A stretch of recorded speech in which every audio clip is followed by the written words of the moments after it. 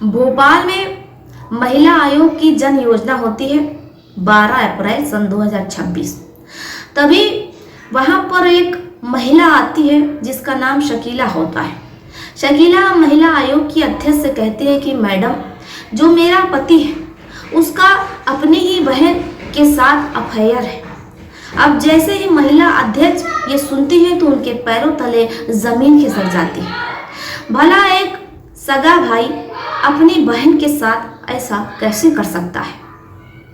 अब जो महिला अध्यक्ष रहती हैं महिला आयोग की, वो अपनी टीम गठित करती हैं और शकीला से कहती है कि शकीला, तुम्हें न्याय जरूर मिलेगा, क्योंकि जो पति है वो अपनी पत्नी शकीला को घर से निकाल दिया है।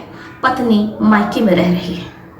अब आप भी हैरत में पड़ गए होंगे कि भला एक भाई ऐसा कैसे कर सकता है और वो बहन कैसी है। ये जो सच्ची घटना है ये भोपाल की शकीला की है। हम आपको ये पूरी घटना बताएंगे, इस रात से भी पता उठाएंगे, लेकिन उससे पहले कुछ कहना चाहते हैं। आदाब, सत श्री अकाल, नमस्कार। आशा करती हूँ कि आप सभी स्वस्थ होंगे, मस्त होंगे और अपना ध्यान रख रहे होंगे। तो चलिए बढ़ते हैं अब अपनी इस सच्ची घटना की ओर। शकीला, जिनके अब्बू का 2 साल पहले इंतकाल हो जाता है। अब जो शकीला की अम्मी रहती है उनकी उम्र भी 75 वर्ष रहती है। शकीला की कई बहनें रहती हैं जिनकी शादी हो चुकी होती है। घर में सिर्फ एक शकीला ही जो सबसे छोटी बेटी रहती है। अम्मा जो कि 75 वर्ष है, किसी तरीके से जो रिश्तेदार होते हैं वो पैसे जुटा करके, चंदा जुटा करके शकीला की शादी कर देते हैं। शकीला का निकाह हो जाता है। अब शकीला अपने ससुराल पहुंच जाती है। 1 साल में शकीला को एक बेटी भी होती है। लेकिन जो शकीला का शौहर रहता है वो अक्सर अपनी पत्नी के सामने उनके ही कमरे में अपनी बहन के साथ, बाकी आप लोग समझदार हैं, समझ सकते हैं। ये कलयुग है।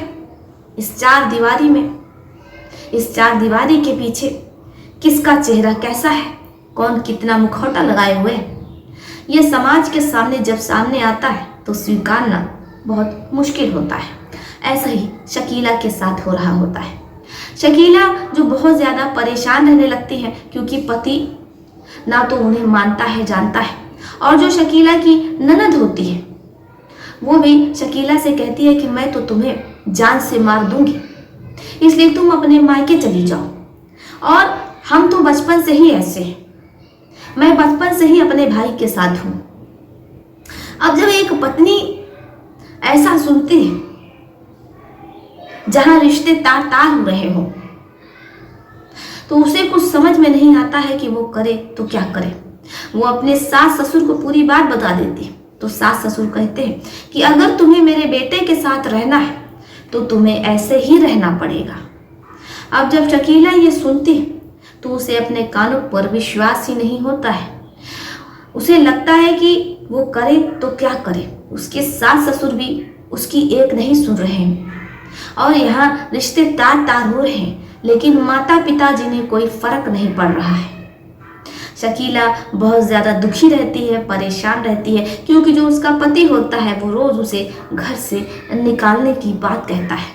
और एक दिन वो शकीला को अपने घर से, यानी कि अपनी पत्नी को ही घर से धक्के मार करके निकाल देता है।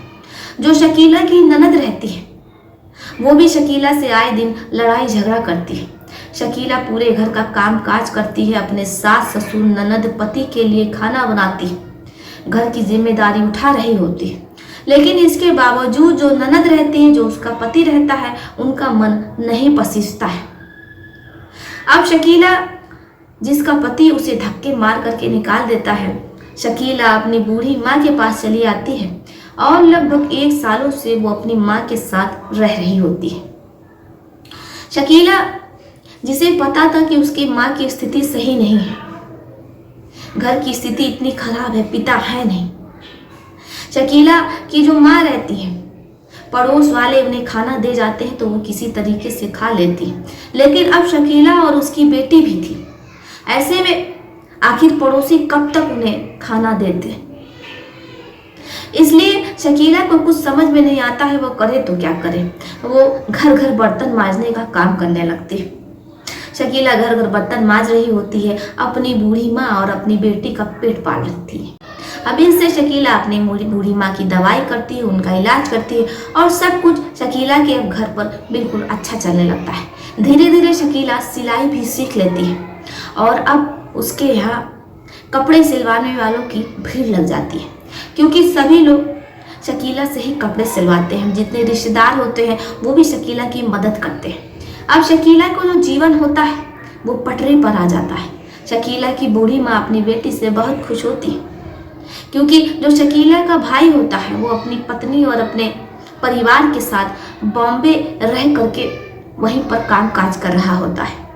अब ऐसे में बूढ़ी माँ की देखरेख के लिए कोई नहीं रहता है, लेकिन शकीला अब अपनी माँ के साथ ही रहती है, बूढ़ी माँ की देखरेख कर रही होती है। लेकिन कहीं ना कहीं शकीला को ये लगता है कि उसे पति सुख नहीं मिल रहा है और उसकी शादी हुई थी, उसके पति ने उसके साथ इतना कुछ कर दिया, किसी को कुछ पता नहीं चला और उसके साथ तो अन्याय हो गया।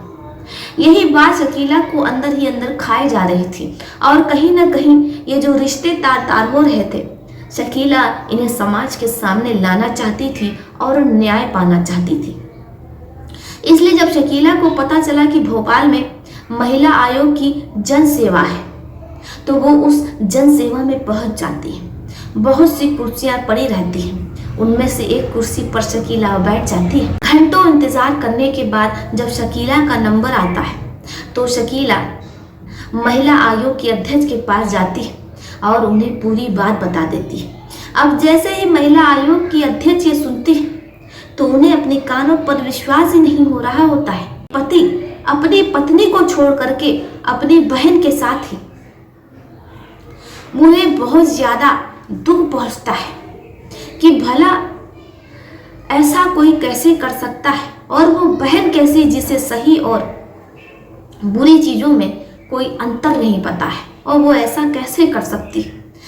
अब जैसे ही महिला आयोग को ये बात पता चलती है तो महिला आयोग अपनी टीम गठित करती हैं और शकीला को आश्वासन देती हैं कि वो शकीला का पूरा सहयोग करेंगे और उसके पति की काउंसलिंग करेंगी।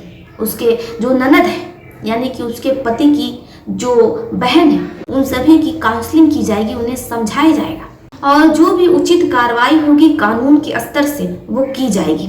अगर जो शकीला का पति है अमजद वो दोषी पाया जाता है तो फिर अमजद को जेल की सलाखों के पीछे डाला जाएगा। अब इधर जो अमजद की बहन है अगर वो भी दोषी पाई जाती है तो उसे भी जेल की हवा खानी पड़ेगी।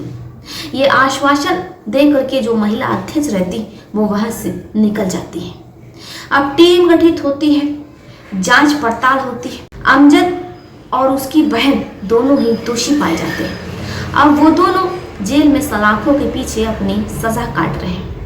इधर शकीला जिसका जीवन पटरी पर चल चुका था वो अपनी एक बेटी और अपनी बूढ़ी माँ के साथ अपना जीवन हंसी खुशी बिता रही है। कर्मों की सजा हर किसी को मिलती है, इसलिए आप अच्छे कर्म कीजिए क्योंकि कर्म लौटता है। बाकी आपका इस सच्ची घटना पर क्या विचार है, आप अपनी अपनी राय हमें कमेंट बॉक्स में लिख सकते हैं। तो चलिए फिर चलती है, मिलती है हमसे किसी और कहानी में, किसी और घटना में। तब तक के लिए आप अपना अपने परिवार का ध्यान रखिए, सतर्क रहिए, सुरक्षित रहिए।